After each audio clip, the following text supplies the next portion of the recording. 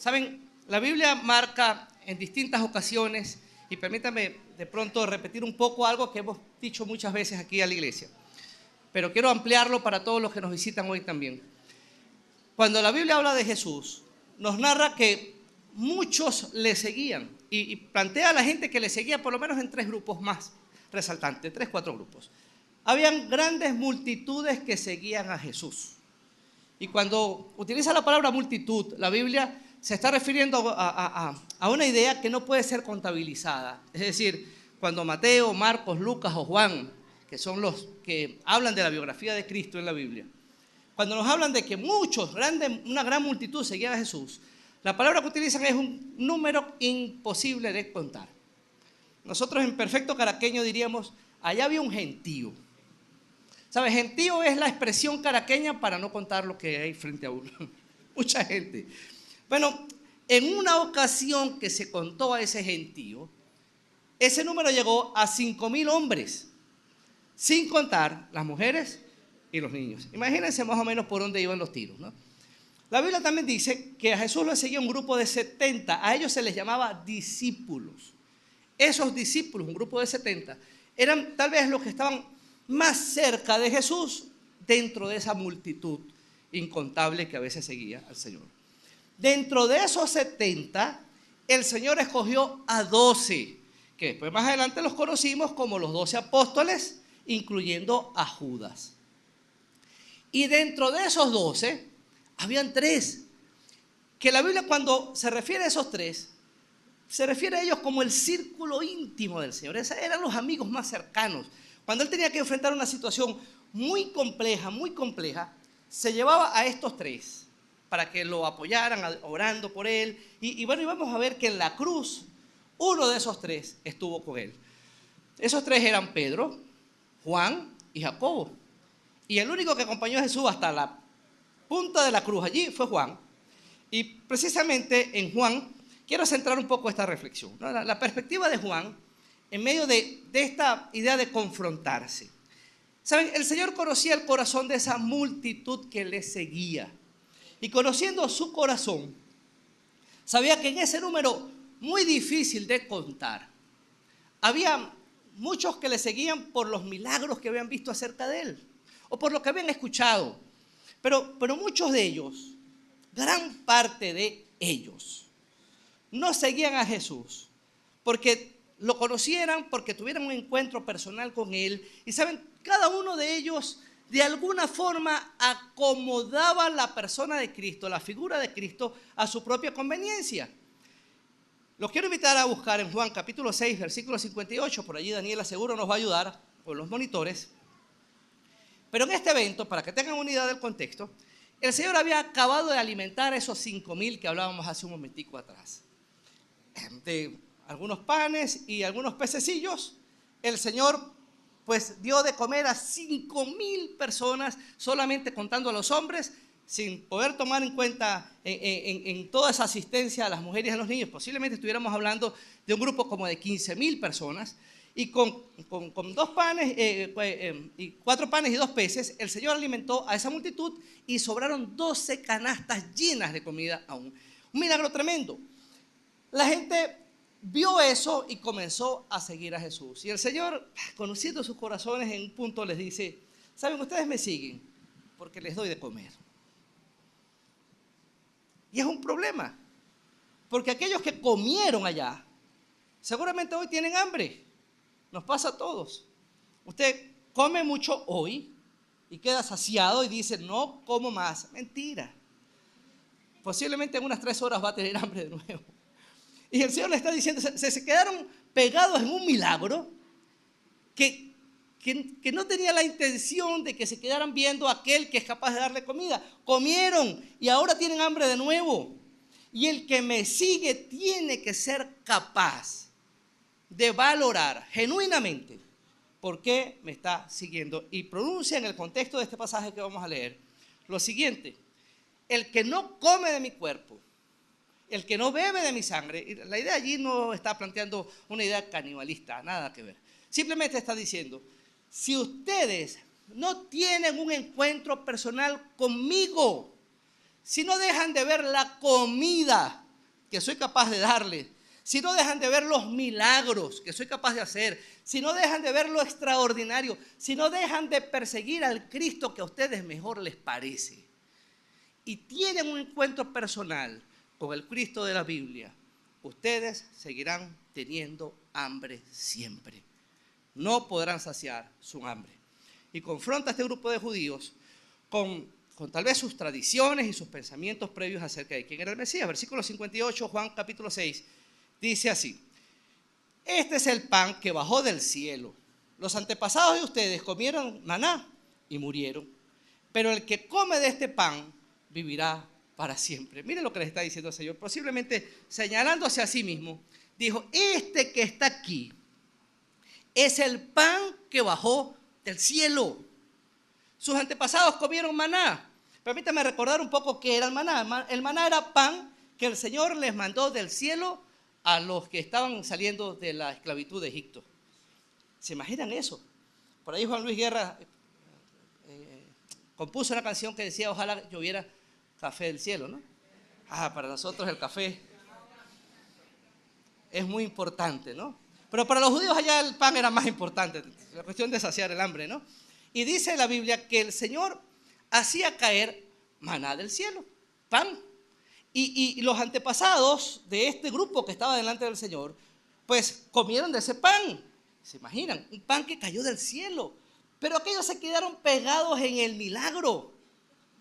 Nosotros comimos maná del cielo y el Señor les dice ahora, ¿y dónde están? Todos murieron.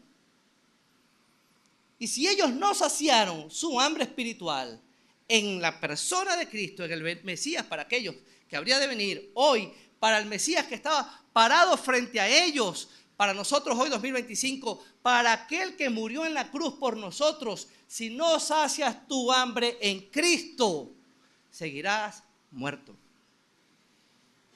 No hay otra opción. ¿Se dan cuenta? Cuando estamos parados frente a Cristo, nuestras verdaderas motivaciones, nuestras verdaderas intenciones tienen que ser puestas a prueba. El Señor le dice a esta gente, necesitan revisar porque ustedes crecieron con lo que sus padres les enseñaron, con lo que la sociedad les enseñó, con el concepto de Cristo que tal vez aprendieron en cualquier lado. Permítame traer eso un poco para acá.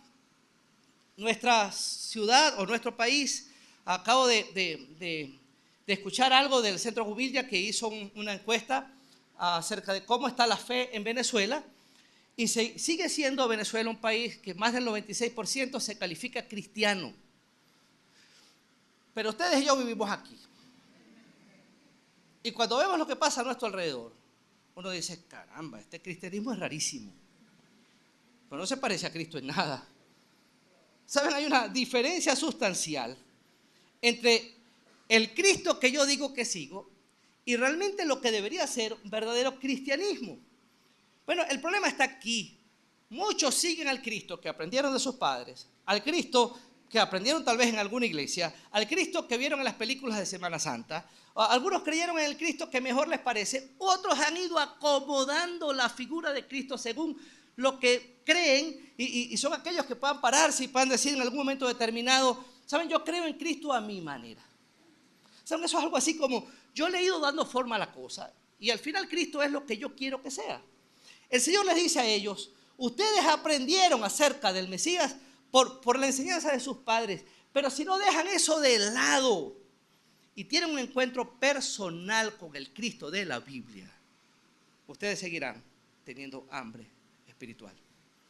No hay para más. Bueno, cerrada esa intervención, yo digo que este es el discurso menos popular de Cristo. Si hoy Él estuviera asesorado por algunos de estos que asesoran a los grandes influencers, este asesor le hubiera dicho al Señor, Señor, o cambias el discurso o no vamos a poder. Pues estás perdiendo muchos likes. Nadie te va a seguir. Estás perdiendo tu popularidad. Mira lo que pasó, versículo 66, dice así. Desde entonces, muchos de sus discípulos le volvieron la espalda y ya no andaban con él. Así que Jesús preguntó a los 12. De esa multitud, muchos se volvieron, incluso de los 70, algunos se volvieron, y el Señor se fue a los 12. Ya está checando el círculo, llegando a lo más íntimo. y se refiere a los 12 y les dice así: también ustedes quieren marcharse. 68. Señor, contestó Pedro, ¿a quién iremos? Tú tienes palabra de vida eterna y nosotros hemos creído y sabemos que tú eres el Santo de Dios. La pregunta que formula Pedro aquí es determinante. ¿A quién iremos? Quiero centrarme un poco en esta pregunta, porque creo que la pudiéramos formular de una forma un poco distinta. ¿A quién estás yendo? ¿A quién estás yendo?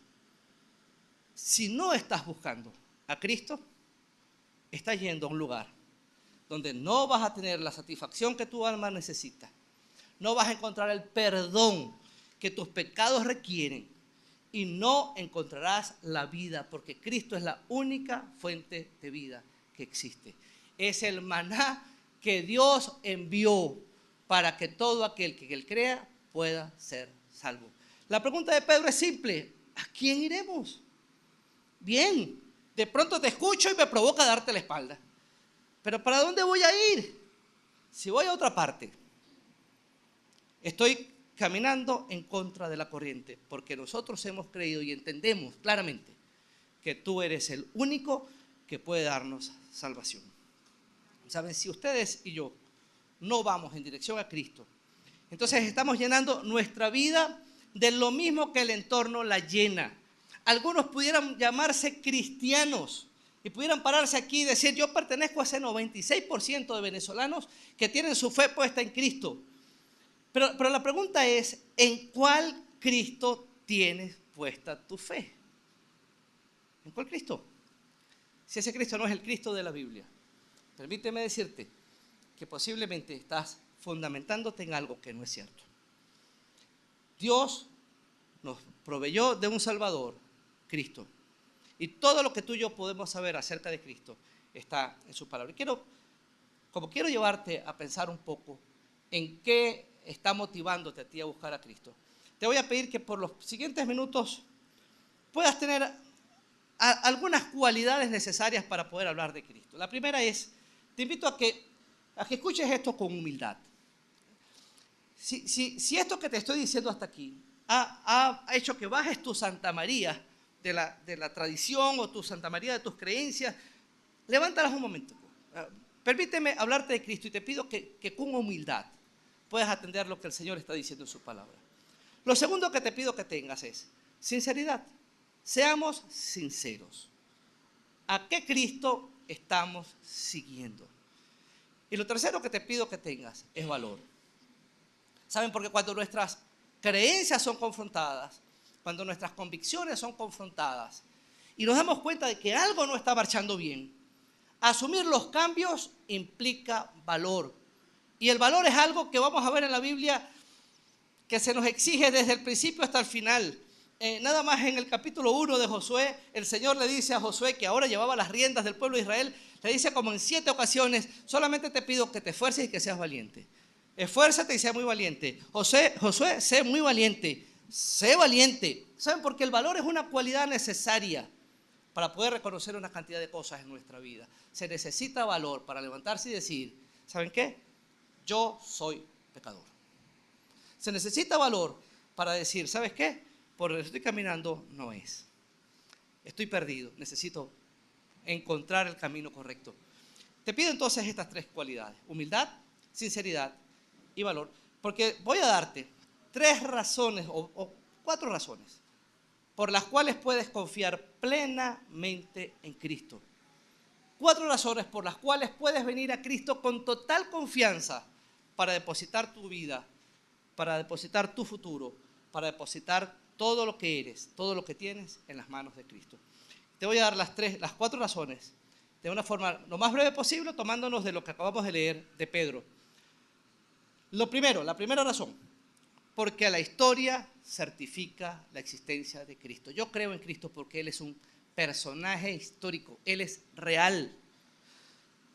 Tengo un hijo de 15 años, ya está grande para la cosa, pero cuando era chiquito, ¿saben? Nunca les enseñábamos a Alejandro acerca de San Nicolás, el ratón Pérez, ¿saben? Esas historias que acostumbramos a usar para enseñar a nuestros hijos. Yo soy muy reactivo a eso. Ni siquiera con el tema del coco. Todos los que estamos aquí crecimos temiéndole al coco. Les voy a preguntar, ¿y quién es el coco?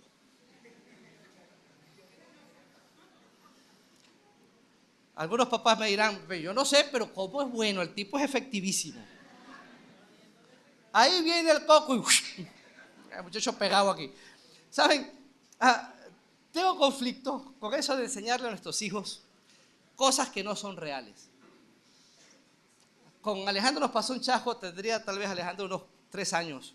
Él estaba en la escuela de música y tenía un concertico de Navidad en el conservatorio de aquí de Montalbán.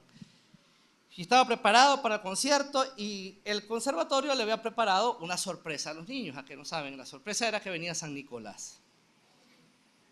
Pero como ya les dije, nosotros nunca le enseñamos a Alejandro la existencia o la realidad de San Nicolás. Así que cuando apareció la sorpresa, Alejandro comenzó a gritar, eso es mentira, es un hombre disfrazado.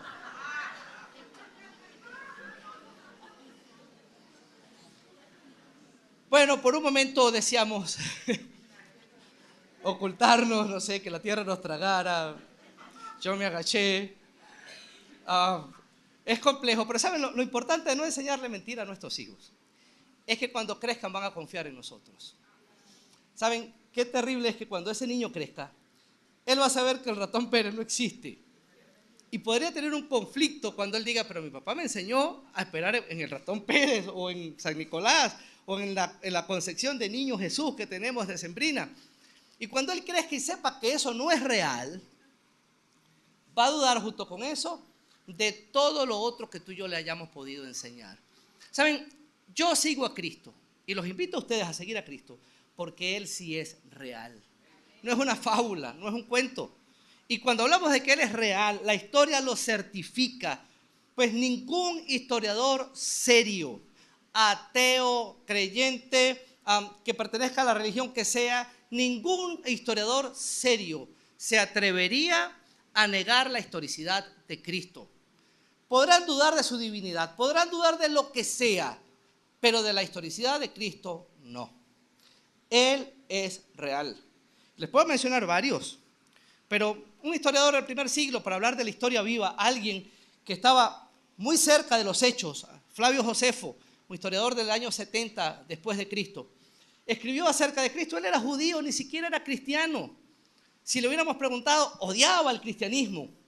Y en medio de su condición de judío, él escribió y dio fe de la historicidad de Cristo. Y en una parte por allí que todavía se discute si es apócrifa o no, se dice allí que Josefo dijo, había un hombre en Jerusalén por aquellos años, si es que se le puede llamar hombre. Refiriéndose a que había hecho tantas señales y tantos prodigios, wow, que el asunto de llamarlo hombre sigue estando en duda. ¿Será que era solo un hombre? ¿Saben? Cristo es un personaje histórico, pero no solo lo certifica la historia, también lo certifica dentro de la historia sus discípulos. Tenemos el testimonio de aquellos que vivieron con él. Juan dice en su primera carta, él dice, nosotros les escribimos de lo que tocaron nuestras manos, los que vieron nuestros ojos, los que escucharon nuestros oídos. Les estamos dando testimonio vivo. Ningún otro personaje histórico tiene tantas referencias biográficas. Se le llama en la historia a esto tanta historia viva. Historia viva es historia que se escribió de cierto personaje cuando los que participaron en torno a él todavía estaban con vida. ¿Saben? Hay más muestras de historicidad de Cristo, permítame tocar aquí la llaga para nosotros, que del mismo Simón Bolívar. Y si yo les pregunto a algunos de ustedes, ¿creen ustedes en la historicidad de Bolívar? Al que me diga que no, se va de aquí. ¿Saben? Para Latinoamérica Bolívar es un personaje central, pero hay más evidencias históricas que apuntan a la historicidad de Cristo que a la de Bolívar. ¿Qué les parece? Entonces, puedes creer en Cristo porque la historia lo certifica. Y esa historia que lo certifica habla de que Él resucitó. Y ya sé lo que algunos pudieran estar pensando. Bueno, pero ¿qué? Podemos creer en su historicidad, pero aquello de que resucitó, Eso pudo haber sido un invento. Bueno, miren, más de 500 personas certifican la resurrección de Cristo. Es decir, más de 500 lo vieron resucitado. Muchos de ellos, para defender su posición, tuvieron que entregar su vida. Pagaron con su vida el defender la fe. ¿Y saben qué quiere decir eso? Yo no sé si ustedes conocen a alguien así, pero cualquiera podría vivir defendiendo una mentira. Pero no conozco a muchos que mueran por mantenerse firmes en una mentira. Cuando alguien está diciendo una mentira y tú le dices, bueno, vamos a hacer algo. ¿Sí? O dices la verdad o te corto la cabeza. Cuando la guillotina viene bajando, aquel hombre va a decir todo. Se acabó el cuento. ¿Saben? La historia certifica que Cristo resucitó. Permítame ser más incisivo en esto. Hay más evidencia de la resurrección de Cristo, hay evidencia histórica, que de la historicidad de Bolívar. Y como venezolanos no nos cuesta nada creer en la historicidad de Bolívar, pero sí tenemos conflictos con creer que Cristo al tercer día resucitó. Históricamente hablando, Cristo es confiable. La historia lo certifica. Ahora, puedes confiar en Cristo con toda libertad, porque la Biblia lo certifica. Las palabras de Pedro, Señor, contestó Simón Pedro, ¿a quién iremos? Tú tienes palabra de vida eterna y nosotros hemos creído y sabemos que tú eres el Santo de Dios. Como judío que era Pedro, ese hemos creído y ese sabemos está directamente relacionado con esto. Lo que las Escrituras dicen acerca del Mesías, nosotros hemos visto que se cumple perfectamente en ti. La Biblia da testimonio de Cristo. Y antes que alguien pueda levantarse y decir, sí, pero ¿quién dice que la Biblia sea verdad? Porque la Biblia la escribieron los hombres. Permítame rapidísimo.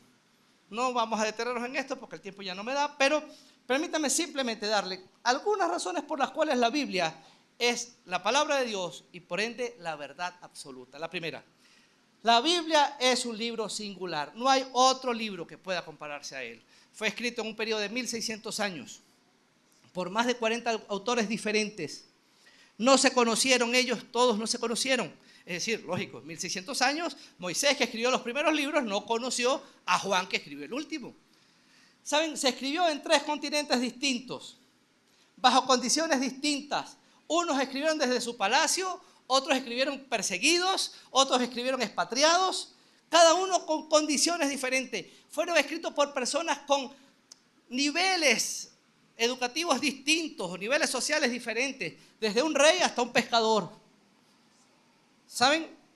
Y el tema de la Biblia no se contradice desde Génesis hasta Apocalipsis. Si quisiéramos plantear el tema general de la Biblia, es este: Cristo. Punto. Vas a ver a Cristo desde el Génesis capítulo 1, versículo 1, hasta Apocalipsis 22. Vas a ver a Cristo. Y si me preguntas cuál es el resumen más rápido que pudieras dar de todo el mensaje bíblico, lo vamos a conseguir en Juan 3:16. A lo mejor lo han escuchado. Porque de tal manera amó Dios al mundo, que envió a su Hijo unigénito para que todo aquel que en él cree no se pierda, mas tenga vida eterna. Esa unidad de pensamiento nos dice a nosotros que la Biblia no es cualquier libro. La Biblia es la palabra de Dios porque es singular. La Biblia es la palabra de Dios porque es cierta. En Cristo se han cumplido más de 300 profecías, es decir, dichos que se dijeron de Cristo 600 años antes de que Él naciera en Belén, se cumplieron perfectamente en Él. No se ha equivocado la Biblia nunca. La Biblia, todo lo que ha predicho que debe ocurrir, ha ocurrido. Y eso nos lleva a pensar que lo que falta por ocurrir se va a cumplir. La Biblia es la palabra de Dios por su permanencia. No sé si lo sabían, pero la Biblia ha sido el libro más perseguido de la historia. Adriano, emperador romano, cuando llega al imperio quiere destruir todas las copias de la Biblia que existan y manda a quemarlas, y todo el que tenga la Biblia muere junto con la Biblia. Así que se destruyen todas las posibles copias de la Biblia que existen en el imperio romano. Cae Adriano, se monta Constantino, y Constantino quería que hubiera una Biblia en cada lugar donde se adorara a Cristo. Y pide, después de aquella gran quema de Biblias, pide, si alguien tiene una copia, se le va a recompensar. Traigan las que puedan conseguir. Y no había pasado 3 horas de haber dado este edicto y ya Constantino tenía en su poder cualquier cantidad de copias de la Biblia. ¿Saben? La Biblia ha permanecido a lo largo de la historia y hay un poder divino que la hace preservar para nosotros hoy. Y creo que lo más potente de la Biblia es su poder. La Biblia es la palabra de Dios porque tiene poder para transformar. Tiene poder para transformar. Bueno, creo en Cristo y les invito a creer en Cristo porque la Biblia nos dice que Cristo es el único camino al Padre. ¿Saben qué dice la Biblia acerca de Cristo? El mismo Señor Jesucristo se presenta en la Biblia así: yo soy el camino y la verdad y la vida, y nadie viene al Padre sino por mí. Si no estás transitando ese camino, entonces no estás caminando en dirección al Padre. Y la tercera razón por la cual puedes creer en Cristo sin ningún problema, por su historicidad, porque la Biblia lo afirma, y el tercero es porque el testimonio de los creyentes lo certifica. ¿Saben? Aquellos que han depositado su confianza en Cristo tienen un testimonio en su boca. Me fascina cómo lo dice Pedro en su primera carta, capítulo 2, versículos 1 al 3. Por lo tanto, abandonando toda maldad, todo engaño, toda hipocresía, toda envidia y toda calumnia, deseen con ansias la leche espiritual pura, como niños recién nacidos, y así por medio de ella crecerán en su salvación. Ahora que han probado lo bueno que es el Señor. El que ha depositado su confianza en Cristo ha probado lo bueno que es el Señor. Y eso es un testimonio. Alguien podrá decirme aquí, ¿saben? Yo no quiero creer en la historicidad de Cristo. Me parece que si es histórico, no, me da igual. Otro podrá pararse y decir, pero yo no creo en la Biblia. Me parece que puedes tener todas las evidencias, pero no creo en la Biblia. Pero hay algo contra lo que no puedes luchar. Y es la experiencia y el testimonio de aquellos que han sido transformados por el poder de Jesucristo. ¿Saben? En esta iglesia tenemos testimonios que valen la pena. Hay personas aquí que el Señor ha rescatado de distintas cosas. Y quiero mencionar uno, porque para mí es uno de los testimonios más impactantes que tenemos dentro de la iglesia. Y conversaba con Julio esta mañana para poder traer esto aquí frente a la iglesia. Julio es un milagro que nos habla del poder transformación de Dios. Hermano, Julio estuvo 22 años en drogas y en 26 días logró superar su adicción. Sí. Sí.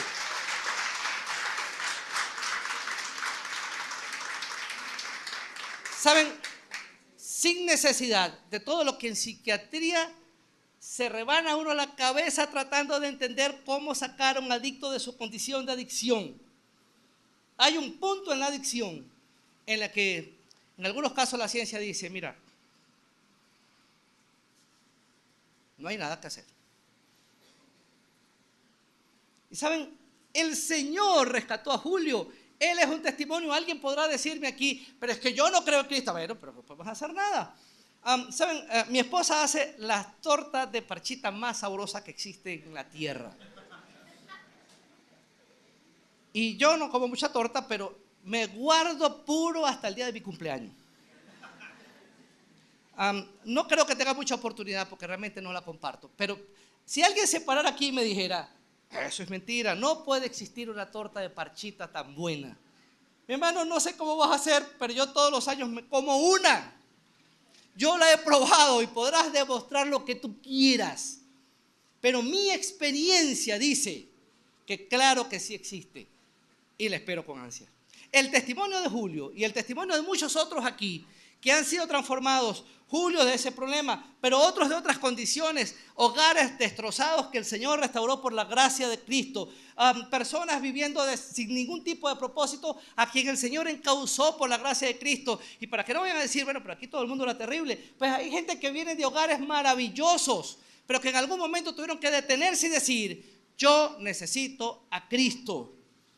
Y esos son los testimonios que hoy podrían levantarse y decir, claro que sí, puedes confiar con toda libertad en Cristo. Pedro lo dijo en estas palabras, nosotros hemos creído nosotros conocemos que tú eres el Cristo. Saben, aquí no estamos invitándote a tomar una decisión por la fe de nadie más. Tú necesitas tener una experiencia personal con Cristo. Tú necesitas, voy a decir esto, pero no lo tomen literal. Necesitas probar la torta de parchita, no lo tomen literal porque no la pienso compartir. Pero necesitas probar la torta de parchita para que sepas que es verdad. Tú necesitas tener un encuentro personal con Cristo. Nosotros hemos creído personal. Nosotros conocemos personal que tú eres el Cristo. Si ellos se dan la espalda y se van, problema de ellos. Nosotros tenemos una convicción muy personal. La cuarta y última razón que te voy a dar es porque el Espíritu Santo de Dios certifica a Cristo. No solo lo certifica la historia, no solo lo certifica la Biblia, no solo lo certifica el testimonio, el Espíritu de Dios da testimonio acerca de Cristo Jesús. Saben, en una situación similar a esta que acabamos de narrar, con Pedro respondiendo, en una situación muy similar, algunos se atreven hasta a creer que se trata del mismo evento. Está narrado en Mateo 16, 13 al 17. El Señor confrontó a sus discípulos de una forma muy similar. Escúchenlo. Capítulo 13, versículo 13, de Mateo 16. Cuando llegó a la región de Cesarea de Filipo, Jesús preguntó a sus discípulos: ¿quién dice la gente que es el Hijo del Hombre? Y le respondieron: unos dicen que es Juan el Bautista, otros dicen que Elías, otros que es Jeremías o uno de los profetas. Muy bien. Y el Señor le dice: ¿y ustedes quién dicen que soy yo? 16. Señor, tú eres el Cristo, el Hijo del Dios viviente, afirmó Simón Pedro. Señor, saben, cada uno de los que está a nuestro alrededor puede tener un concepto de Cristo distinto. Y qué bien. Tú pudiste haber crecido en un hogar donde en ese hogar tenían un concepto acerca de Cristo. Nacimos en una sociedad que tiene de por sí un concepto de Cristo. Pero saben, lo importante no es qué piensa tu casa acerca de Cristo. ¿Qué te enseñaron tus padres acerca de Cristo? Yo crecí en un hogar cristiano. Mi papá comenzó a pastorear una iglesia cuando yo tendría como 6 años. Que no conocí otra experiencia distinta en la casa. En la casa se leía la Biblia todos los días. En la casa se oraba todos los días. Yo me cansé de abrir la puerta del cuarto de mi papá y conseguirlo arrodillado orando todos los días. Pero saben, yo llegué a la universidad y en un punto tuve una confusión teológica. Y cuando estuve en la universidad, yo tenía más argumentos para defender el ateísmo que para defender el cristianismo. Pero en la iglesia estaban mis amigos. Nunca dejé de venir a la iglesia porque estaban mis amigos. Y yo era, en ese tiempo de universidad, un ateo evangélico. No tengo otra manera de definirlo. Era un ateo evangélico. ¿Saben? Pero alguien dirá, ¿pero creciste en un hogar cristiano? Sí, porque ese era mi hogar. Y el concepto de Cristo estaba en mi casa, pero no lo tenía yo. Y la pregunta que el Señor le hace a sus discípulos no es: ¿qué piensan en tu casa que eres Cristo? ¿Qué creciste creyendo tú que era Cristo? No, la pregunta que hace aquí el Señor es: ¿y tú quién dices que soy? ¿Saben? La pregunta no es qué piensa el entorno. Tú. Y si se olvidan de todo lo que hemos hablado aquí, pero solo se acuerdan de esto, nos damos por servido. ¿Quién dices tú que es Cristo? ¿Quién dices tú que es Cristo? Para que tú puedas tener un concepto real, necesitas escuchar la voz del Espíritu Santo. Simón, una vez más, da la respuesta correcta. Señor, tú eres el Cristo, el Hijo del Dios viviente. Versículo 17. Dichoso tú, Simón, hijo de Jonás, dijo Jesús, porque eso no te lo reveló ningún mortal, sino que mi Padre que está en los cielos. ¿Sabes? Necesitas que el Espíritu Santo hable a tu vida. Y el Espíritu Santo te ayuda a ver realmente quién es Cristo. Si me preguntan, he estado orando por todos y cada uno de los que están aquí esta mañana. Y mi oración ha girado en torno a esto. Y todavía allí sentado, justo antes de pararme, le decía al Señor, Señor, que tu Espíritu Santo permita que los que estamos aquí podamos ver a Cristo. Porque si el Espíritu Santo no le permites al Espíritu quitar el velo que te impide ver a Cristo, yo no podré convencerte. No quiero hacerlo, de hecho. Si yo te convenzo de Cristo, mañana sales y vas a escuchar otra cosa y otro te va a convencer de otra cosa. Pero si el Espíritu Santo te convence de Cristo, tu convicción no se moverá jamás. ¿Saben? Tienes dos opciones. O Cristo es el Señor, es tu Dios y es tu Salvador. O sencillamente para ti no tiene ningún valor la persona de Cristo. Me encanta como el mismo Juan lo plantea un poco más adelante. Permítame leer esto para cerrar. En 1 Juan 5, 9 al 11 dice así: aceptamos el testimonio humano, pero el testimonio de Dios vale mucho más, porque es el testimonio que Él mismo ha dado acerca de su Hijo. El que cree en el Hijo de Dios acepta este testimonio, y el que no cree a Dios lo hace pasar por mentiroso, por no haber creído en el testimonio que Dios ha dado acerca de su Hijo. Y el testimonio es este: que Dios nos ha dado vida eterna, y esa vida está en su Hijo. El que tiene al Hijo de Dios tiene la vida, y el que no tiene al Hijo de Dios no tiene la vida. Ese es el testimonio.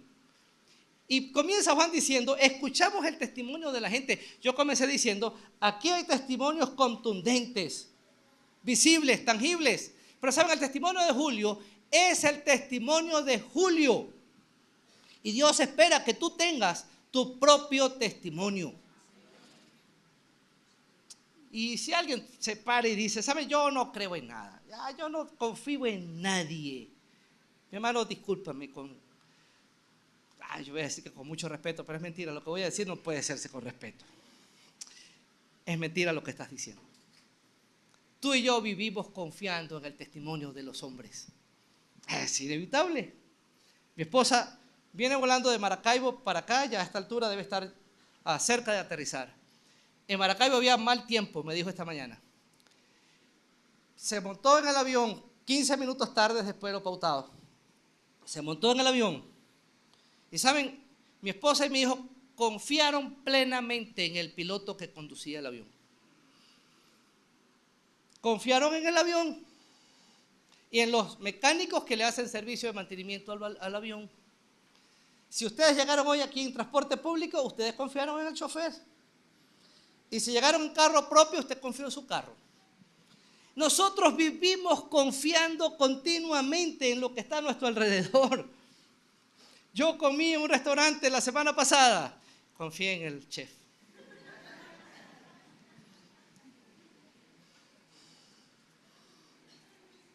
Y de alguna forma confiamos en el testimonio de los hombres.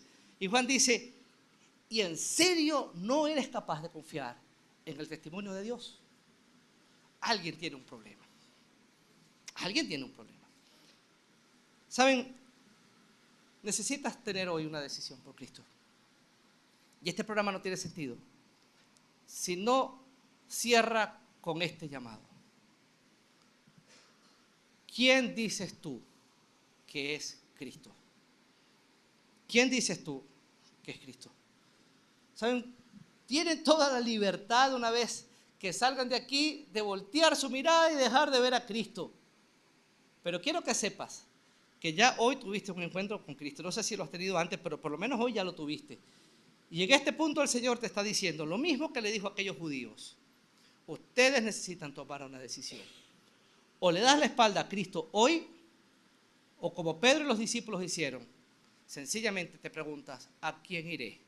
Si solo Cristo tiene palabra de vida eterna.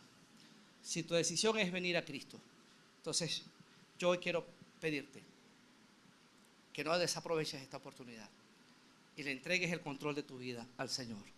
En Él hay perdón, en Él hay propósito, en Él hay vida y vida en abundancia.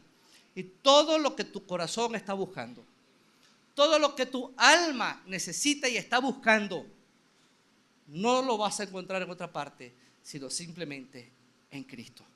Ven a Cristo. ¿Qué tal si estamos de pie? Vamos a orar. Vamos a orar.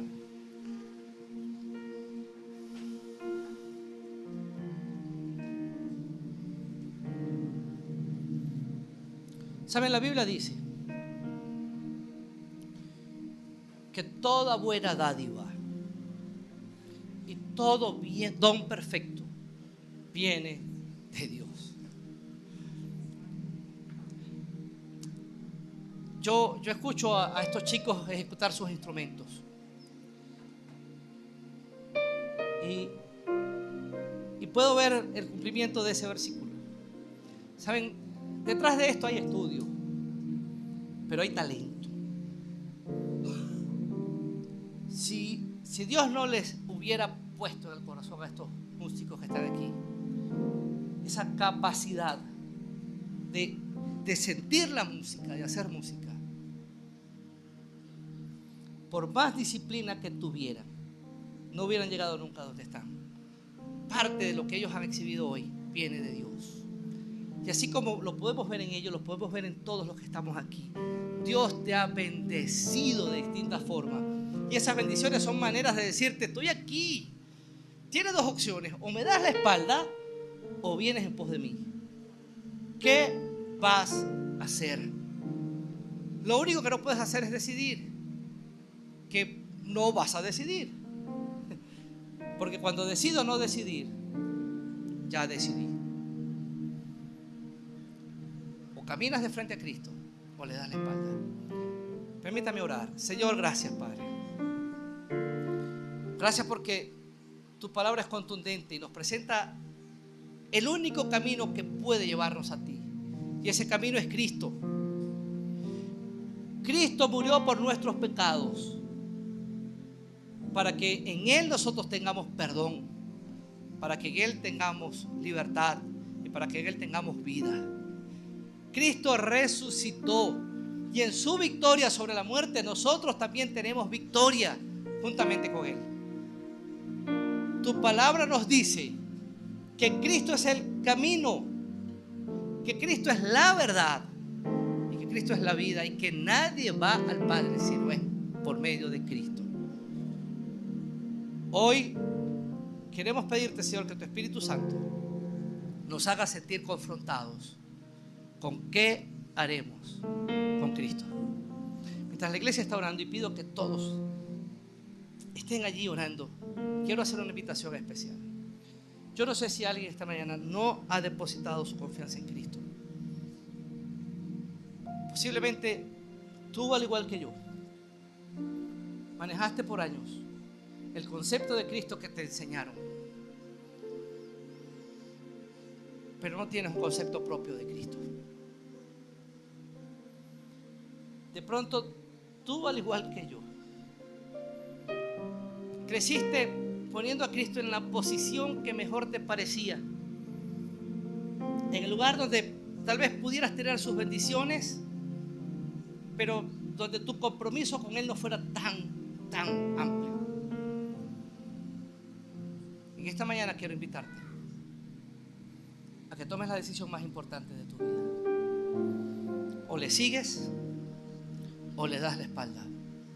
¿Qué piensas hacer? Si tu decisión es seguirle, quiero invitarte a que allí donde estás, cierra tus ojos. Y si me lo permites, te quiero guiar en esta oración. Dile al Señor estas palabras allí donde estás.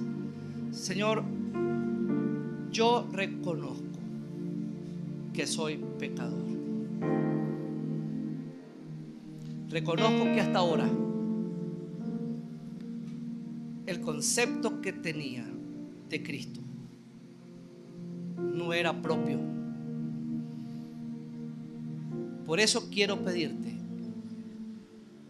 que me permitas conocerte de forma personal.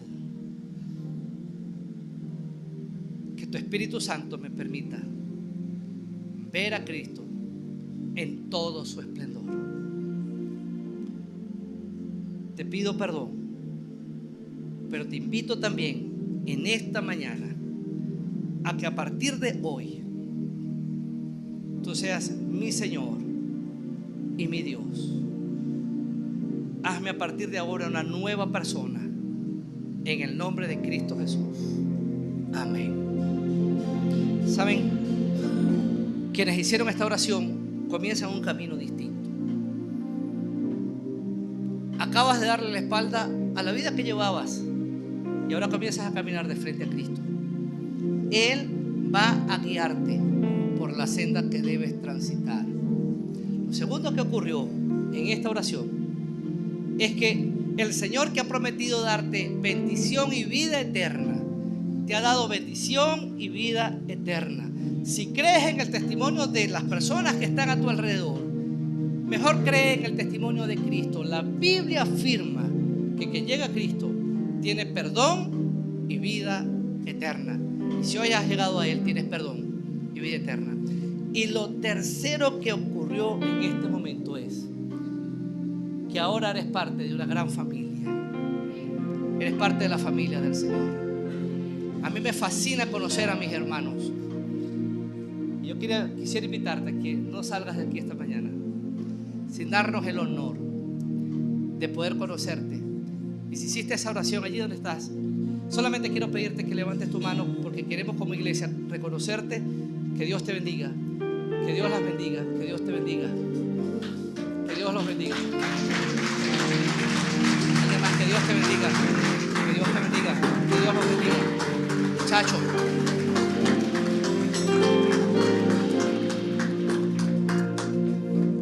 ¿saben? Dios creó la familia para que nadie que naciera estuviera solo. Ese es el ideal de la familia. Y creo que diseñó la iglesia para que al nacer de nuevo en Cristo, tú no estés solo.